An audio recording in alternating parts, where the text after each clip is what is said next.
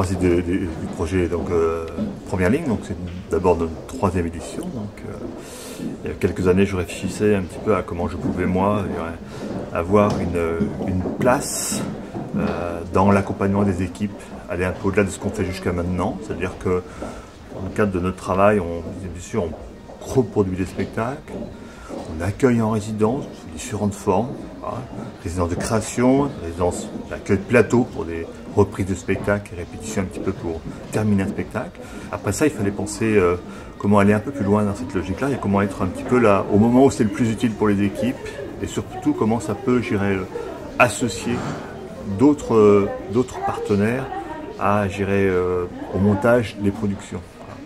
Première Ligne, pourquoi? Parce qu'on est une toute jeune compagnie. Moi, c'est mon premier projet de mise en scène, en tout cas de cette ampleur-là. Et parce que c'est l'envie de partager déjà notre travail. Ça fait un an qu'on travaille sur un projet d'adaptation du Maître et Marguerite. Et puis parce qu'économiquement, pour avancer, eh bien, on a besoin de rencontrer des partenaires qui sont prêts à nous suivre.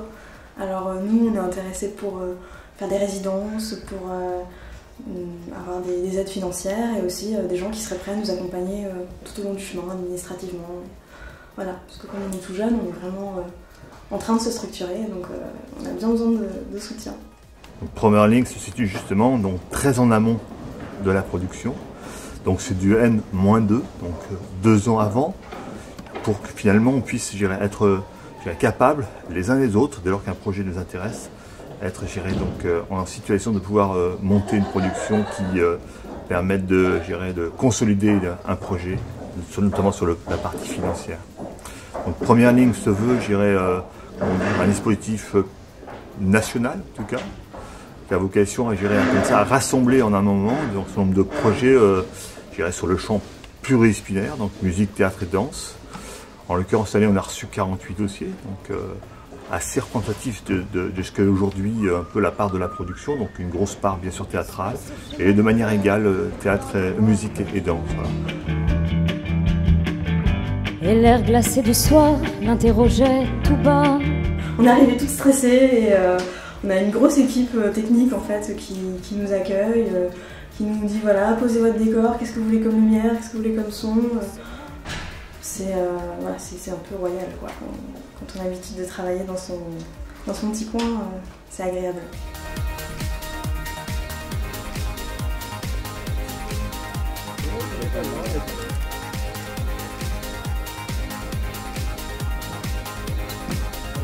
Super.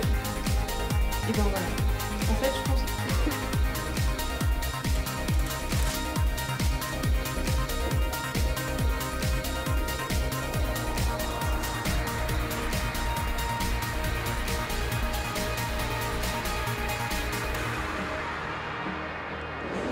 Je trouve que c'est une chance et en même temps, voilà, faut pas se planter, faut pas. Mais je trouve que c'est de toute façon, c'est une très belle initiative du lieu. On convoque à l'occasion de 2 journées professionnelles la profession en le sens très large du terme, en l'occurrence plutôt les diffuseurs, programmateurs, directeurs de lieux et de festivals, en tout cas ceux qui sont en capacité de pouvoir bien sûr coproduire, éventuellement préacheter et peut-être pourquoi pas accueillir en résidence ces équipes. Ça me permet de présenter des compagnies qui portent des projets complexes, des projets très ambitieux, des projets qui n'ont pas encore beaucoup de partenaires, des compagnies qui ne sont pas encore très connues sur le territoire, donc ça permet d'essayer de rendre visibles ces projets et de voir comment on peut éventuellement avoir des retours. Donc lors de ces 2 jours-là, on met en œuvre un programme assez précis, assez minuté pour qu'on puisse comme ça en 2 jours voir des maquettes qui durent, en tout cas qui ont comme obligation de ne durer pas plus de 20 minutes. Voilà. Et du coup, à l'issue de chaque session, en quelque sorte, on présente 3 ou 4 projets à la suite, l'un derrière l'autre. Et puis juste après, on réunit le porteur de projet. Très important qu'il puisse revenir sur le plateau et avoir éventuellement un échange avec les professionnels dans la salle. Un échange, en tout cas, un complément d'informations.